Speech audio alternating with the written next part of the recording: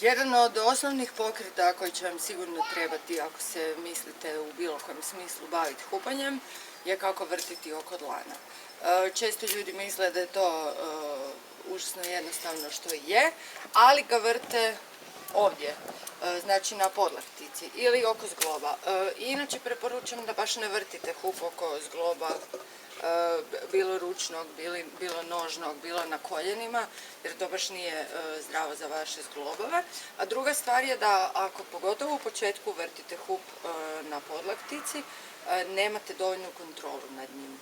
Znači, najlakše je početi tako da ga primite, znači da vam jedan dio hupa bude iznad glave, primite ga u ruke, pustite lijevu ili desnu ruku, ovisno o tome da li ste ljevak ili dešnjak za početak, i jednostavno pustite, znači u ovom trenutku mi je hup u desnoj ruci, pustit ću ga da mi padne u desnu stranu, a ruka će otići gore. Znači u momentu kad hup padne dole, ruka ide gore.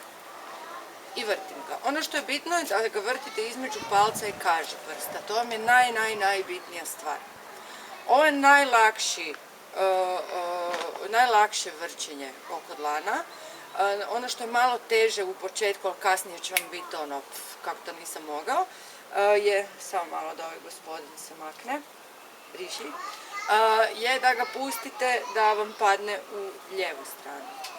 Radite apsolutno istu stvar. Zamislite si da imate jojo i da vam dlan ide gore-dole. To je stvar koju trebate raditi s hupom. Ono što se često dešava, pogotovo u početku, kad ste jako ukočeni sa hupom, je da imate masnice ovdje. Bez obzira da li radite sa tanjim ili debljim hupom, ne radi se toliko o težini hupa, nego se radi o tom da ste u jednom grču.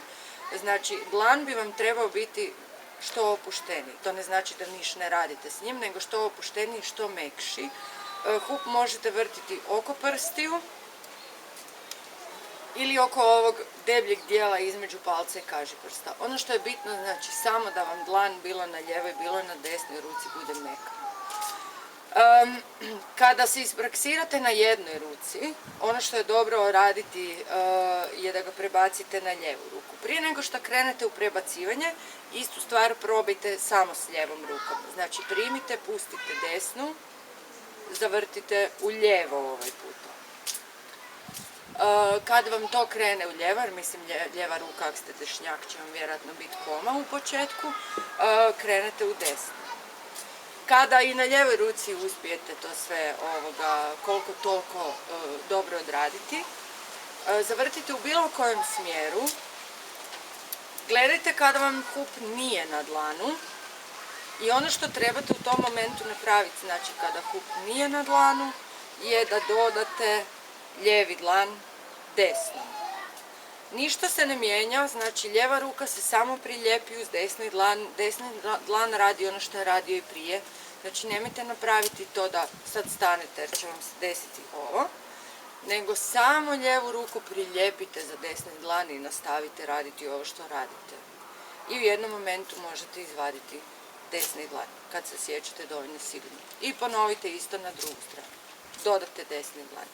Palčevi vam u ovom slučaju gledaju prema gore, često se desi da palčevi odu u stranu. Ako vam se to desi, jednostavno krenite iz početka.